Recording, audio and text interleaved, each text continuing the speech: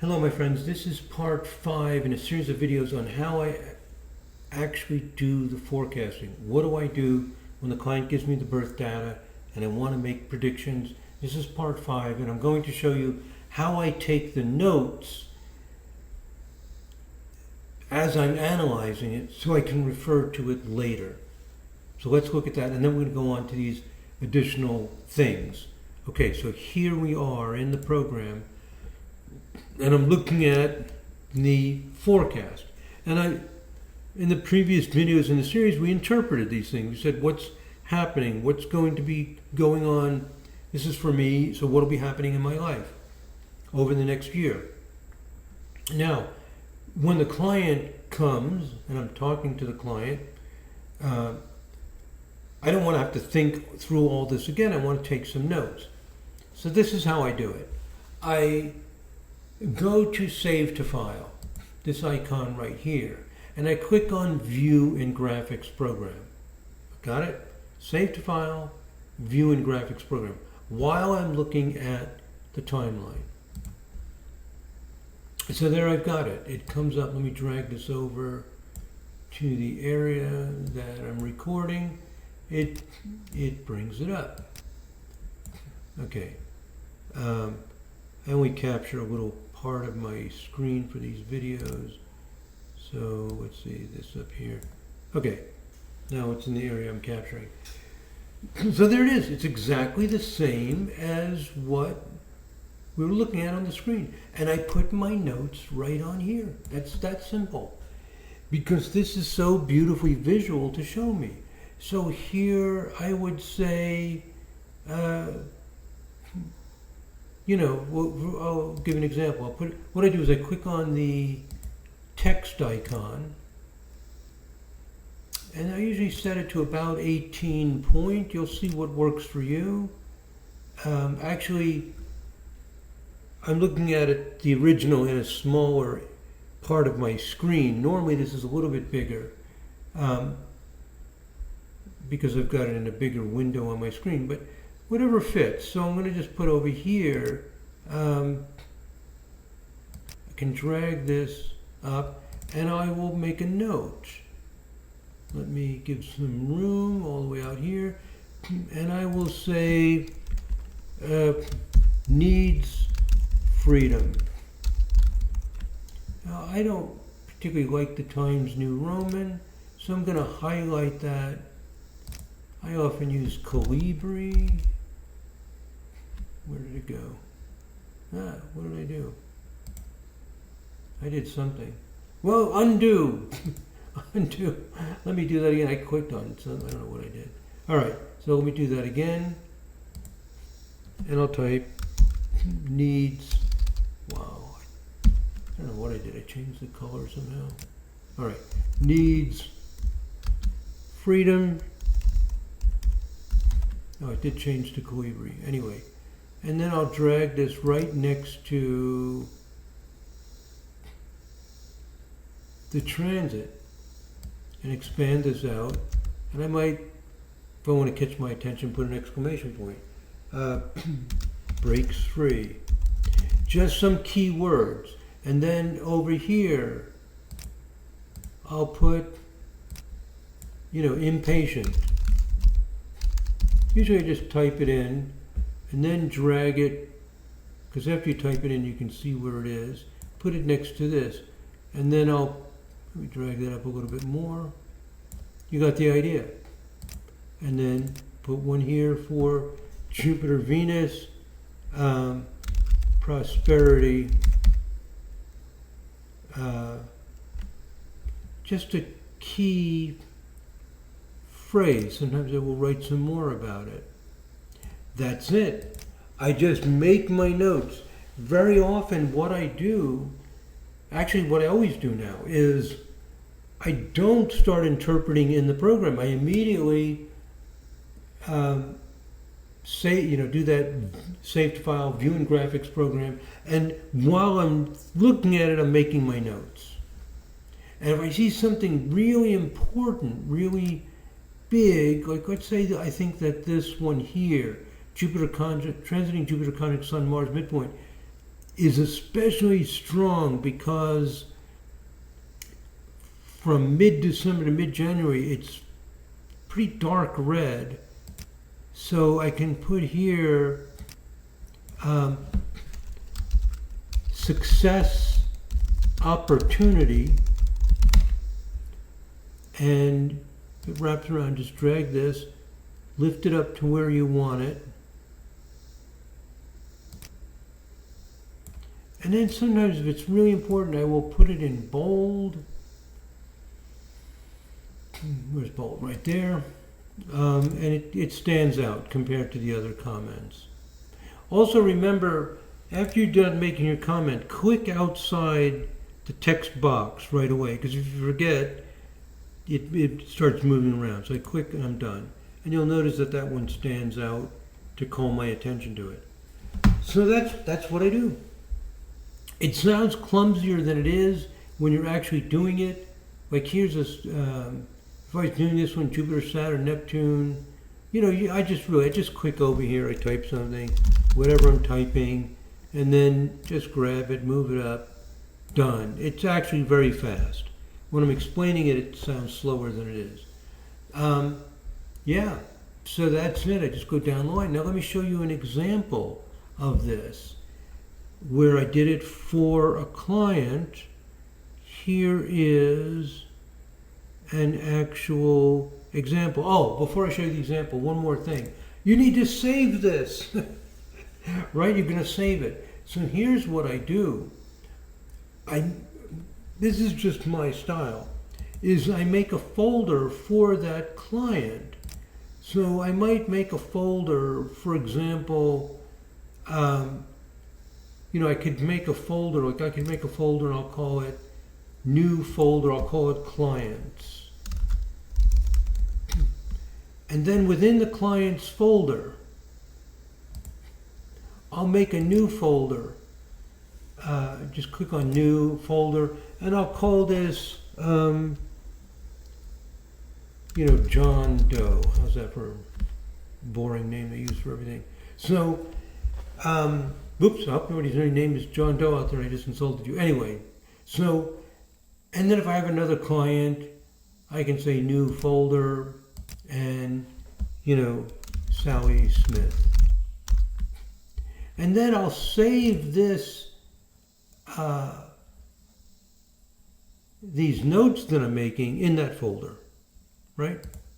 So you just do File, Save As, PNG. I save it as a PNG, and I save it in that folder. Or you can drag it into it. So I can go to my Clients folder, and then my John Doe, and then save it in this folder, and I'll call it Prediction 2023 August to 2023 July, something like that. And now gives you this silly message about transparency. Yes, it's okay. And that's it. Now it's there. So when I do the consultation, I bring up the person's chart, and then I can go into the Paint program and open that up and have that there for me to refer to. Also, let me mention this about the consultation. Excuse me. Sirius saves your session whenever you clear the chart, so you can always bring up your previous session. I'll show you that real quickly. If I do File, New, clear all entries, and I just do something new and I bring up, whoever, opera singer, Luciano Pavarotti. So I bring up his chart. Now I don't have my entries from before. So let me drag my image out of the way so you can see what I'm talking about here. Now I've lost my entries, but if I go over here and I click on Read, it has actually saved them with today's date and time, 2023, what is today, August 11. You can always get back the exact group of charts that you were looking at. So 2023, August 11, and I'm now at about 4 p.m., 16 hours There it is, 16 hours, 7 charts. There they are. I click on read in the entries, and I've got them. And I can save them and give them a name. And when I read them in, there was an option to rename it. So I can just rename this so it's easier to find later. So you can bring back whatever progressions and astromaps and everything you were looking at. You've got that. You can save it under the person's name. You can save all of your clients, like client, and then underscore or dash, John Doe, client, underscore, Sally Smith. Just save them. Then you'll see all your clients. You can bring back exactly the charts you were working on. It's so awesome. And then you've got the forecast and you refer to it. So I'm looking at the chart wheel, and then let me show you exactly. If I close this and then I open up the Paint program, all I have to do is do File, Open. If it's not a recent one, it's recent, it's already there. And then I just go to that folder, Clients John Doe, there it is. And I've got my prediction with my notes. And I go back to the Sirius program, and I have all the charts that I was looking at with all the reports that I was also looking at. So I've restored everything that I'm looking at in the program, and I've got my notes on the forecasting. I might make another video on how I take notes on the natal chart. I have a system for that with certain kinds of notation and so on. So that's how I take notes on the forecasting. I use the timeline, view in graphics program, add notes to it, and then I save it in a folder under the client's name. And you can put all those within a folder called clients. You have everything nicely organized. Get to it. It's beautiful. And so easy to refer to because it's all so nicely visual. And you can just, go down there. So that's what I do. That's how I prepare, and that's how I refer to it during the consultation. Very simple, but sometimes we go round and round and miss a simple way to do it. Actually, it took me a little time to realize this is a very simple, nice way to make notes. Okay, let's go on to our next thing in our PowerPoint. Now you're talking to the client and they ask you about a certain month, like November of a certain year, whatever. So let me show you what I do when they ask me for details. What I do is, let's go back to my chart, go back to my timeline. Remember, this is beautiful. Sirius remembers everything you've selected. You just click on it, bring it back, and then I right click and I go to transits and I change it to regular planets. That's it. Instead of outer planets, Jupiter through Pluto, change it to the regular planets. I don't usually bother to uncheck these. I might want to refer to them as well. I probably do. So I just change transit to natal. If I want to be very thorough, I can go to transit to progressed and change it as well. So the 2 transits, change those to all planets and then change it to the month you're interested in. Because otherwise you're going to have this insanely long list. So when somebody says, oh, well, in November, I'm planning to travel, and as soon as they say in November, client says in November, while they're talking, I right click, I change these to regular planets, and I put in the month that they're talking about. You got the idea? As soon as they go into it, because I know I want to know what they're talking about. In November, I'm planning, by the time they get to the word planning, let's look at how fast this is. Client says, in November, I'm planning, okay, November, and I'm listening. Maybe you should be able to listen. Planning to go on a trip to Italy, and when I'm on this trip in Italy, I'm thinking blah, blah, blah, and they're talking. I'm imitating the client, talking, da, da, da, da, da, da. And now I've got November in front of me. It doesn't take that long. Right click, change it. Now I'm looking at all the things. And then the client says, well, on November 20th, okay, November 20th, okay, November 20th, oh, Jupiter, Uranus conjunct Venus, there's going to be a party, no kidding, Jupiter, Uranus on Venus, perfect. I'm thinking, oh my God, this is going to be a great party. Can I come? You know, and there's going to be really big people there. Yeah, Jupiter at Jupiter, Pluto. And I'm wondering, you know, you get the idea. Or they tell me a different story, and I'm thinking, what? And I tell them, yeah, this doesn't sound right. And then you see things like this. Transiting Sun Mercury angle is the same as the natal Sun Mercury on the 22nd. And it lasts quite a while. Right around 21st, 22nd, 23rd, Sun Mercury is often a time to make a speech, deliver something. You have the floor. when Sun Mercury is strong, it's like you have the floor. It's your time to say what you want to say, and everybody's there, ready. It's your turn. You get the microphone. So it's good to know these things. You've got people's attention. So you get the idea. Then they say, well, and then in December, okay, when they say December, that's the next month, I do not right click and change it. What do? I've got an arrow. Boink, I'm in December.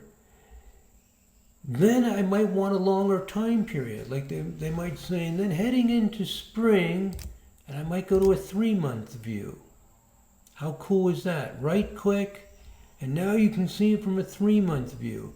I can hit the right arrow, see the next 3 months. I can say I want to zoom out to a 6-month view. And it does it quickly so that I can see it. So I can go right, left, change my time period, change the starting date, etc. So that's what I do when I'm working with the client. This is what I actually do. And I have not prepared these things. These are things that are coming up during the discussion. And you might say, well, what about the progressions? They're down here too. You know, there's the progressed. And now I zoomed into those months and I can see the details of what's going on. Okay, you got the idea? It's really very simple and very straightforward. Okay, let's see what else I want to tell you about. I think it's the Vibrational Astro Forecast is the next thing. The vibrational, so I showed you this.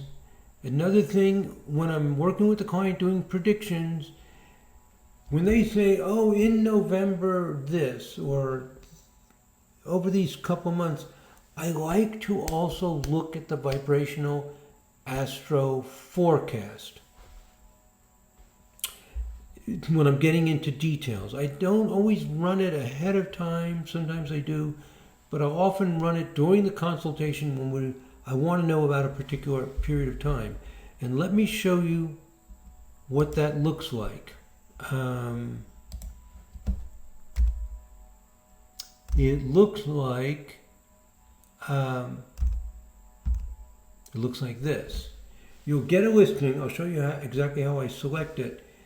And it will tell you vibrational transiting patterns. And these are very important. They tell you vibrational patterns. Let me run it. So here's what I do. I go to forecast. I go to, right there, Vibrational Astro Forecast listings. This is a new feature in Series 4.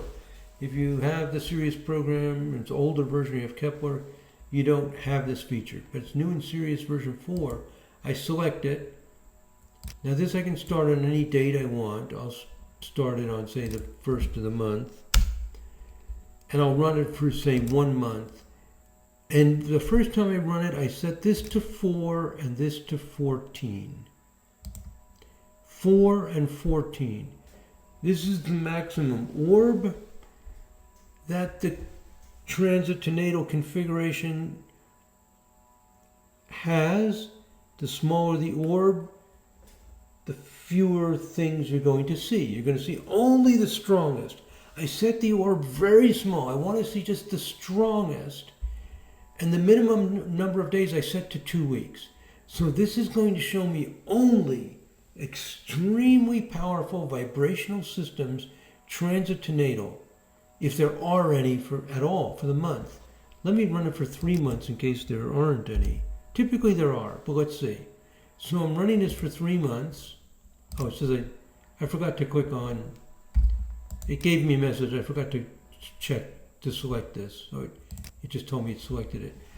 So for myself, in early August, N means natal, T means transit. Transiting Jupiter is on my Sun-Venus conjunction. My Sun and Venus are about 4 degrees apart. Let's look at it. My Sun and Venus are just under 4 degrees apart, and Jupiter is moving in between them. As Jupiter moves from 10.5 Taurus to 14.5 Taurus, they're all conjunct. So that's first harmonic in the natal chart. So that is very powerful. And any astrologer would say it's powerful, and it is. So if I go back to the Vibrational Astrology Forecast, there it is. And it's telling me what the orb is. It's always 4 degrees because in this case the transiting planet's going in between them. And that lasts till August 10th. That ended yesterday. Excuse me. So that's been in effect. Now, a lot of times there's nothing going on. We keep going and going and going. And then in late September, we see that my natal sun and moon, natal sun, natal moon, and transiting Pluto move into 21 vibe. That's going to be interesting. Is this fun or what? I mean, Pluto is moving in to my Sun-Moon trine in the 7 vibe. And that should be very deep, kind of profound. Pluto coming in, the Sun and Moon coming in, making a trine. Then at the end, very end of September, Jupiter moves back. I guess it probably retrogrades back into the Sun-Venus. So that's going to happen again. And let me show you exactly what's going on with this vibrational astrology forecast. Let's take the middle of this, what is that? Something popped up. Let's take the middle of this period in September. Well, it doesn't have to be the middle, whatever. I'll just take October 1st. On October 1st, just simple, I'll just do the beginning of the month. Transiting Pluto is trine my Sun and Moon. Let me show it to you. If I make a chart for October 1st, 2023, just to explain, just to visualize this. So I'm going to just make a birth chart for October 1st, 2023. The time doesn't really matter because even in this vibration, well, it doesn't matter because it's in orb for at least 14 days. I'm just picking a day in the middle of this 14 days. So I'm going to do that. And I'm going to make a 7 vibration chart of the planets on October 1st, 2023. And there's transiting Pluto at 15.5 Capricorn. Now, if I go back to my chart and I make a 7 vibration of my chart, and now I'm going to go back to this 7 vibration of the transits. But before I do, there's that Sun trine Moon. I have Sun trine Moon very tight in my 7 vibe chart. Now, I'm going to go to October 1st, 7 vibe. From the transit chart, we want to do it. We do a bi-wheel to my 7 vibe. So I put my 7 vibe in the inner ring, the planets on October 1st in the outer ring, 7 to 7, 7 vibe to 7 vibe. And what do you see? you see that transiting Pluto at 15.5 Capricorn is on my sun. Conjunct my sun, trine my moon. So that's creating this 21 vibe configuration. Pluto's in 7 vibe to my sun and 21 vibe to my moon, and all within the orb of 7 vibe. And if I use the time adjust and I move forward one day, even if I move forward, say 5 days, Pluto is still within a degree of my sun, very tight, still very tight to my moon. So it's moving slowly right through that connection, highlighting my sun, moon, trine, and 7 vibe. This is really important because it's showing the different vibrational systems in you that get activated, and that activation is going to be different depending on the planet that's activating it. So these are important. Now, let me show you this. Let me go back to my natal chart, back to the Vibrational Astrology Forecast. And now you can move each one of these by 2. I'll move the 4 up to 6. I'll move the 14 down to 12. That means I'm going to look at a bigger orb over shorter time. Now I will see more things. These are a little weaker than the others. So if my client says, oh, on November 3rd, I can go down to November 3rd.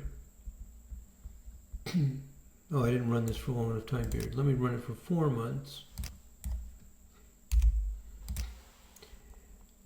And I'll scroll down to November 3rd, and the client's talking about November 3rd, something's happening. And then I can see what vibrational systems there are on November 3rd. So this is another tool, and those are the things happening. Okay, a lot of 11 vibe here. 11 times 4, 11 times 5, 11 times 7 going on. Oh, and then an 11 as well. You got the idea. I'm not going to... I can, if you want to, in another video, go through the details of interpreting it. But that... Well, let me do one. I should do one to give you an idea. So, I gave you the example of the 7 vibe. Here we have... let's take...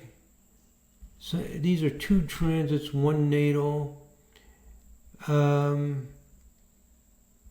can take any of these, doesn't really matter.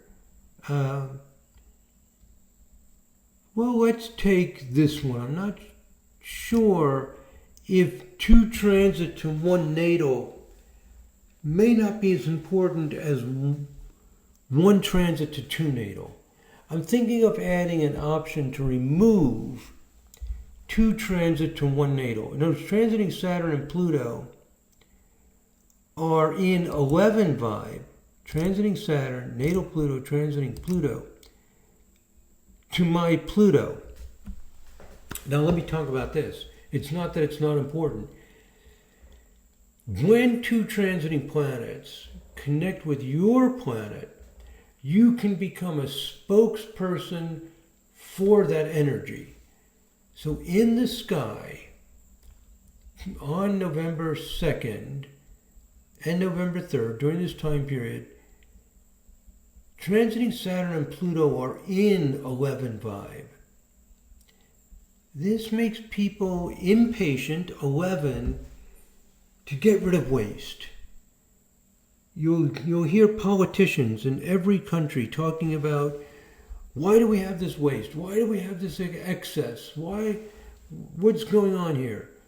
People are wanting to trim down, and they're wanting to do it now. Saturn, Pluto, 11 vibe. We've been putting this off for too long. I can be a spokesperson for this because it connects to my chart. I think even more powerful is 1 transit to 2 natal, because that's activating a configuration in you. So even more powerful, personally, would be transiting Saturn to my Neptune and Pluto in 55 vibe. So sometimes there's 2 transits to 1 natal, sometimes 1 transit to 2 natal. Okay, so that's the vibrational astrology forecast. And the only other thing I wanted to mention when we look at the PowerPoint is to look at the progressed chart wheel. And that was automatically created when we created the timeline. It automatically creates it. So under my name, excuse me, you'll see the secondary progression. And note the date that it's for, because sometimes it moved it forward. Moved it forward to March 1st, 2024. So that's next year. I can, if I want to, I can just create another one. I can just create another one. Or I could change the date of that one. But I can just create another one for the current time or period. I can just do it for the current day. August 11, secondary progressed. Click OK. And sometimes I just like to look at it. A lot of people put emphasis on the progressed moon phase. It's after full moon. What sign is the progressed moon in? It's in Pisces. So if you want to do that, you can just look at that chart and get some ideas about it. Another thing about progressions is when you're doing progressions, I'm going to go back to natal, select progressions. Under this setting for number of days in a year and month, for secondary progressions, you want to select customize value, and then I select anomalistic correction, this one. You can also do Bija correction, which is almost identical. Excuse me. Theoretically, the anomalistic correction should be the most accurate. So you want to set it to this setting so that your progressed descendant and midheaven is correct according to theory. We don't yet have a lot of, it's hard to validate this with research. I won't go into that right now, but let me just tell you that this is the setting that we use in vibrational astrology, and it is not the default in the program. So you need to change this to customized anomalistic correction. Again, the way you get to that is when you're in the window for selecting progressions, it's this button right here. So that's important to do. And I talk about that in great detail in videos on progressions. Just go to the members only website page. I'll show you that. And we're wrapping up this this series of videos on predicting. Let me just bring this into a visible area. And let's go to, astrologydc.com. And at astrologydc.com, when you go to the members only videos, the links to YouTube member videos right here. Whenever you want to find a video, just look for the appropriate area. Forecasting, progressions, directions. Here it is, Bija correction and fractal nature. How to calculate correctly. These videos, there's a bunch of them that talk about why we use that anomalistic correction value. Okay, my friends, we did it. I think, where are we? We're at a little over a half hour in this, I think, what do we have? 5-part series on actually what I actually do when a client comes and how I do the prediction. I could also make a video on what I do with natal. That won't be quite as long as this one. Maybe just 1 or 2 series would be required for that. That might be helpful. How I take notes and organize everything and what we prioritize. Also, share in the comments your variation. What do you do that's a little bit different you find important? So, So there you go. Thank you for being a member of my YouTube channel. Let me bring my image back to here. Okay. All right. Again, thank you very much for being a member, and God bless. Namaste.